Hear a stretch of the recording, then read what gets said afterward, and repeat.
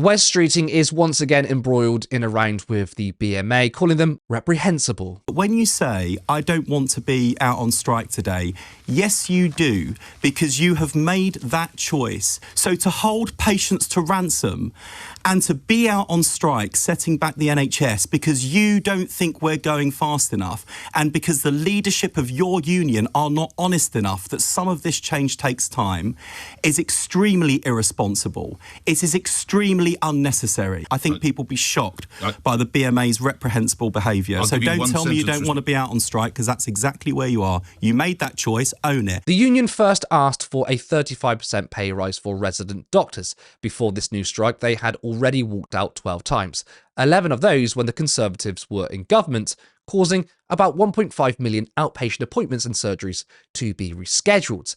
Their actions have brought results. Pay has gone up 28.9% over the past 3 years, including a 22% increase under Labour. But due to inflation, the union says doctors need another 26% rise to fully restore their pay.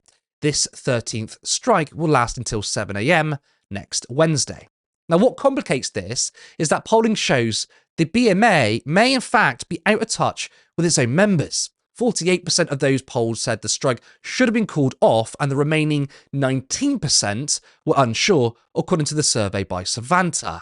And the poll suggests that the last-ditch deal offered by Mr. Streeting would have been accepted by members of the BMA. Now, I don't disagree with the demands from the BMA. I mean, no one should receive a pay cut, especially as a health worker. But given that strikes from doctors do come with risks, surely it's important that BMA members are consulted and asked before a strike goes ahead. Having said that, doctors are facing off against a health secretary who was in bed with private health insurers. 60% of donations Streeting has received have been from health insurance companies, and he's bagged an extra $58,000 since becoming health secretary. What do you make of the BMA's decision to go on strike? They've announced more strikes. There was a poll that showed that, the majority of members were probably not in favour of actually striking, and they were going to take Labour's last deal. So can you give me your perspective on what's going on there? There's a great deal of unhappiness, as we were saying before. I mean, I don't think there's ever going to be a group of workers who all agree on the same course of action with something like this. My personal feeling about this is that this group of politicians, like the ones before them, have not done a good enough job at listening to frontline staff and really meeting them where they are. And I think a lot of this anger and upset on all sides could have been avoided if staff felt really respected and valued and could see a clear future for themselves and the future of the profession. Because a lot of the upset that I hear from healthcare staff at the moment is not purely about pay. It's about the state of the service. It's about the conditions that they're having to treat patients within. It's about training pathways. There's just not enough jobs for junior doctors at the moment, and there's a lot of people out of work because politicians haven't created jobs for them. And I struggle to sort of marry together this rhetoric from Streeting and others that he's desperate to save the NHS and he's doing everything he can, along with the fact that we have lots of out of work doctors who could be looking after patients were they given a job. It just doesn't make any sense to me. And I think that is a failure of politicians, because if they have failed to get across whatever their vision is to the people working within the service, then that's terrible, isn't it? They had an opportunity, and I feel like they've missed that opportunity, and that's why things are so bad right now. Strike. It's not just the doctors who, clearly doctors are on strike, but nurses look like they might be taking strike action. I'm sure there'll be other workers as well. There's a huge amount of unhappiness. A lot of that unhappiness is very legitimate. And I think something that I think about a great deal, I'm thinking about it a great deal at the moment, because we're getting into the winter months when things are going to be even worse in the NHS. I know it's been bad in the summer, it's been bad in the autumn. It's going to be worse. This is going to be a very, very bad winter for the NHS by all of, from what all the experts are saying so far. Every doctor, we've started reaching out and asking staff for testimony, because we have a lot of experience bringing frontline staff testimony into the public domain that we feel needs to be heard.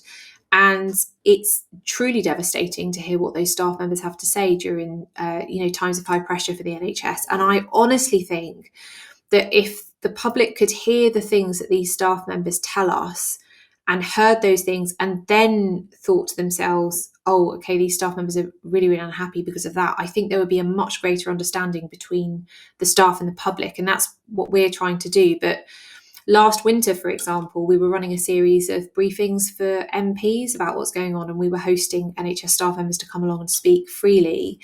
And one of the people who came along, her thoughts always stick in my mind. She's an A&E consultant. And she said something along the lines of working in my A&E department at the moment is like working in a war zone where human rights don't exist. It was absolutely devastating hearing her say it. And it's because hospitals have been neglected, they're overcrowded, they're cramped, staff are looking after patients in undignified circumstances, they feel they can't do their jobs properly when pressures get that high. This isn't just sort of greedy doctors wanting more money. It is people who have chosen to go to medical school because they desperately want to devote their lives to looking after people, and then being put in a corridor and told, look after these patients, and there's a strip light above the patient for sometimes days and days as that patient waits on a trolley, or the staff member is delivering life-saving care in front of other people with no dignity. It's truly terrible. Like, I cannot tell you how awful it is. And so something we're going to do this winter is to try and bring those voices into the public domain, because it needs to change. We can't continue like this, I don't think. No, I agree. Especially about the point where nurses and doctors want the NHS to improve, not just for themselves, but the quality of care patients get. And that definitely gets lost sort of in the media narrative. I think when it comes to specifically the BMA, right, I mean, people can have their view on whether they think they should go on strike or not in terms of the membership. But if you ask me, I don't think the BMA's demands are ridiculous. I mean, they're asking for full pay restoration. No one should face a pay cut, especially health workers. But I want to get your response to what Streeting said. He called the BMA morally reprehensible. He didn't say, I think this is the wrong decision, but I want to work with them. He said that they were morally reprehensible. And it's not just Streeting. We've heard many people in the corporate media, right-wing politicians, right-wing pundits say that whenever there's a junior doctor strike or a strike for nurses, that the blame of patient safety is exported to these people rather than looking at systemic issues. What do you make of Streeting's comments, but also the sort of wider narrative, or at least someone trying to push the wider narrative of doctors and frontline staff are the ones that are blamed for surgeries being cancelled, for example? I think, well, obviously it's enormously disappointing to hear Wes Streeting say those things, but it's not unexpected. I mean, he's made a bit of a name for himself for going to the media and attacking NHS staff members in a way that I think is truly appalling for any health secretary to be doing. I mean, just speaking from my own perspective and how politicians behave, I stopped working clinically in 2020, right? But I qualified in 2010, just as the Tories were coming into power, and I started campaigning during the previous junior doctor strikes back in 2015, 2016. I remember hearing Jeremy Hunt saying things about us, and I was so devastated because as a junior doctor, and I think it's easier maybe for me to say these things than it is for some currently working in the service because it's hard for them to speak up, but you're moving around all over the place. You're doing one job for a little while, then you're moving somewhere else. A lot of people are in rental accommodation that costs a lot of money. You spend a lot of your free time studying for exams in order to progress to the next stage of your training. One of the jobs I did as a junior doctor, not long before all the strikes and everything went on, we did 7 night shifts back to back, 13-hour shifts covering a massive geographical area, and you were having to drive between different hospitals depending on who was having, needed urgent medical treatment. I cannot tell you how intense that work was and how much personal sacrifice I had to make in order to do that job, and how much sort of I don't know what it is. Just, you're constantly thinking, am I doing a good enough job? Am I letting people down? Have I done enough? Have I harmed anybody today? when you're put in a situation under that much pressure. And then to see politicians like Hunt was doing, now like Streeting was doing, speak that way about people who care so much that they turn themselves inside out with worry about their patients, makes me feel really, really angry. But he will be doing it to score political points. He will be doing it because he knows that the public is angry and they're looking for someone to blame, and he certainly doesn't want that to be him or his government. And he's doing it because he's got the floor, right? He has the media's ear at the moment. Lots of media outlets, as you're saying, are owned by billionaires. Lots of them are keen to push this idea that the NHS isn't working and blah, blah, blah. And they have to find a scapegoat. And unfortunately, for patients right now, the scapegoat is the staff members who are providing their care.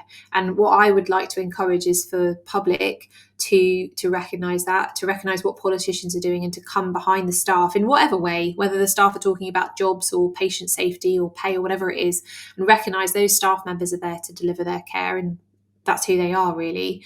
And I really, really hope this winter that we're able to contribute to that, because it makes me feel really, really angry and devastated. And Curtis, honestly, that is why people are leaving the NHS. Doctors read this stuff, and there's such a disconnect between what they see and what they're trying to do at work and the way they're described in the papers. It's awful. Julia, people watching, of course, know about every doctor, but please, can you just describe what they do and what you do for them, and also where people can find more information about the organisation? Yeah, absolutely. So we are a big group of doctors and other healthcare staff and people who aren't healthcare staff, who are patients or relatives or just people who care about the NHS. And we advocate for NHS patients and staff. We believe that the two groups need to advocate for one another, and that's the only way that we're going to hold politicians to account about what is going on.